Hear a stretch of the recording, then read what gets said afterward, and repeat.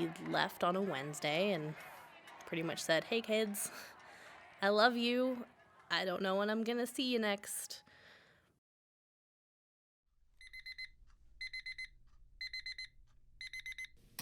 I have a 6:10 alarm. I have a 6:25 alarm that I snooze and wake up at 6:34. I have a 6:45 alarm that says I should probably be getting ready.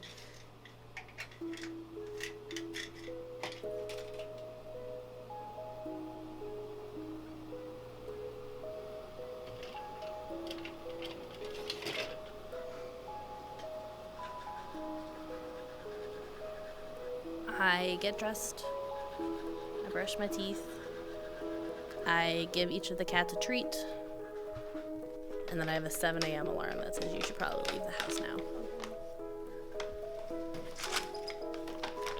My kitties.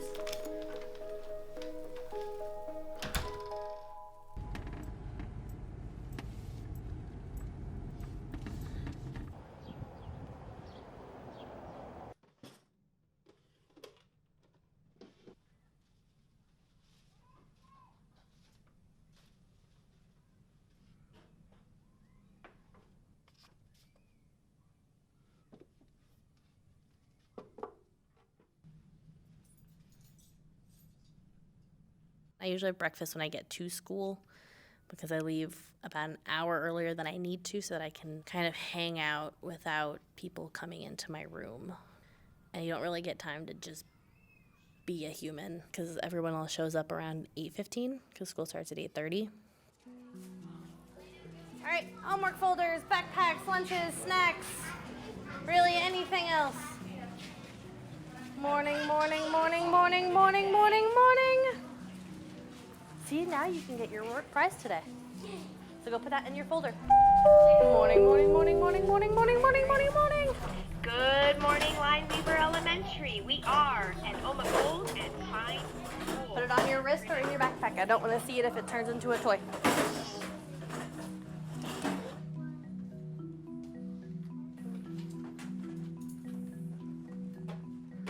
One of their worksheets had to do with counting, and one of the independent questions was how many elephants are in the room?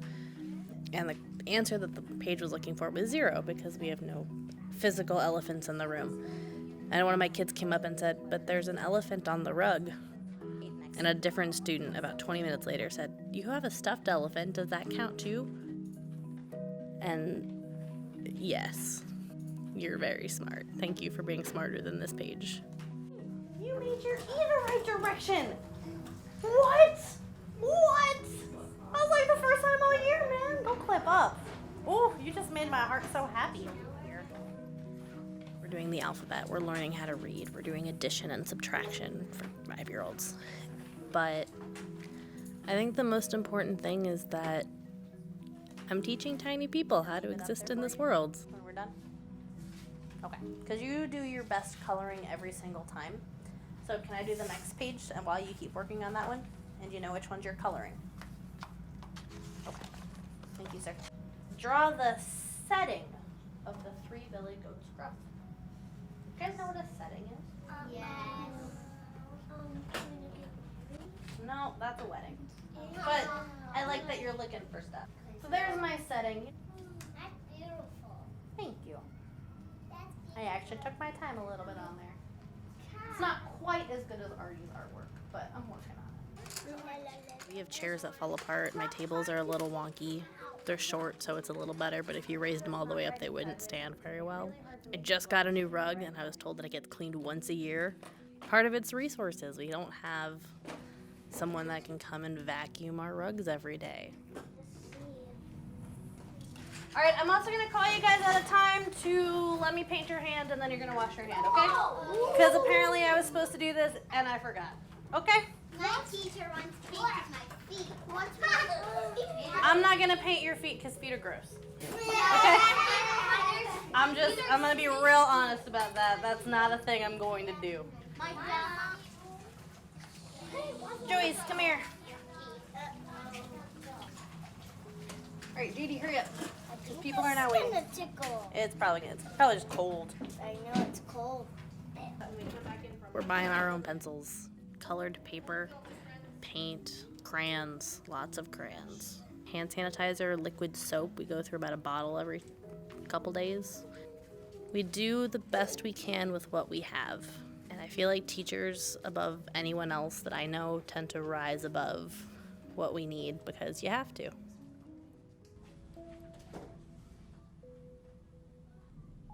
It's hard to put in your heart and soul into something and get nothing back. I mean, yes, you get the joy of your students succeeding and you get the light moments where kids just get it. But if you're living paycheck to paycheck, it's kind of a hit or miss if that's worth it for you. Existing in the world outside of my classroom is a challenge. Compared to other jobs, educators don't make as much. I spread my paycheck out so it lasts all school year instead of just the 10 months that we're teaching. But once I started paying on my student loans, I pretty much am still very paycheck to paycheck.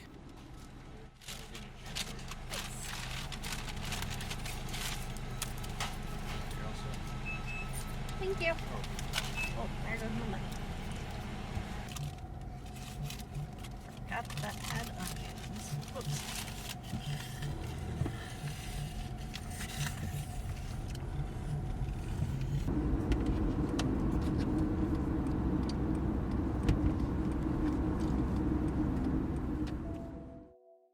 We take home lots of grading. Luckily with Kinder, for me, the grading doesn't come home as often, but I bring home a lot more emotional stress than I think I do physical things because I worry about my kids all day.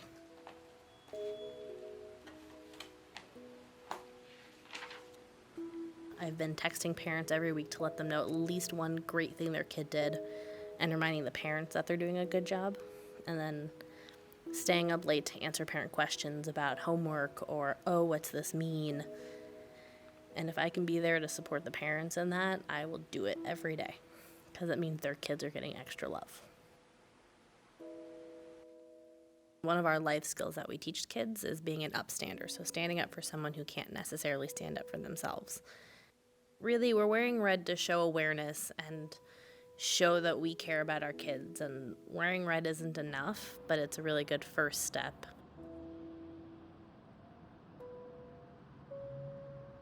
Teachers aren't just Democrats or Republicans. We all have different views on different things that affect our voting. But other politics aside, I care about education, and that's where a lot of my voting comes in. I would like to hope that Garcia wins because he's an educator. And a lot of his platform is really geared towards that. But if Ducey wins, I know that in a week we could organize another walkout. And I think we have enough public support that if we do something like that again, it'll be a positive feeling instead of the scary unknown feeling.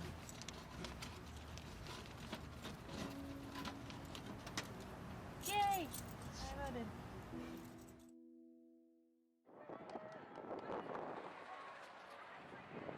Well, the walkout was really scary. I think it was more scary for the teachers than anybody else.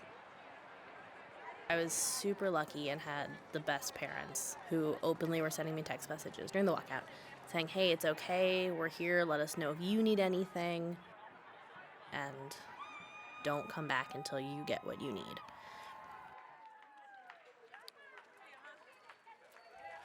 I think that we ended the walkout too soon.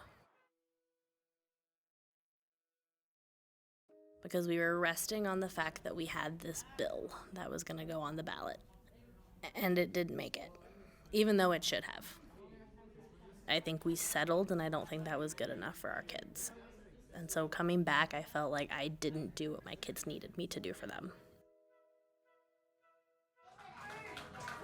Zane, come here really quick. Hey, count for me.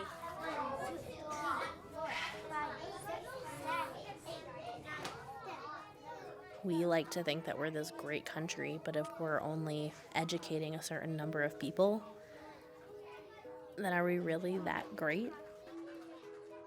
ideas and progress come from all sides. It doesn't just come from the side that can afford it. If you're only educating a certain group that can afford it, you're not giving the chance to other people, and you're not making a better society. And students with needs wouldn't get those met. I think at my school specifically, it's hard because a lot of teachers have been there since I was a student. And so that's a school where you work at and then you retire from. But there have been teachers that have left. If education continues the way it does, I can see myself changing locations just to survive.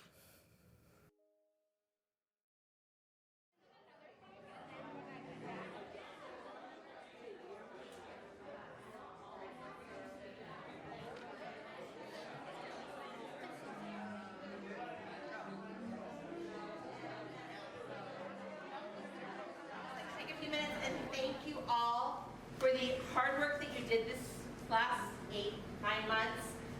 For those of you that canvassed hundreds and hundreds of doors, for those of you that stood out in the heat gathering signatures for our initiative that it would not be on the ballot, for those of you that hustled until your fingers bled, for those of you that attended every event no matter where it was or what time it was or what other commitments you had, win or lose tonight, we have all something to be proud of because we stood up for ourselves and our kids and our schools, and I couldn't be prouder.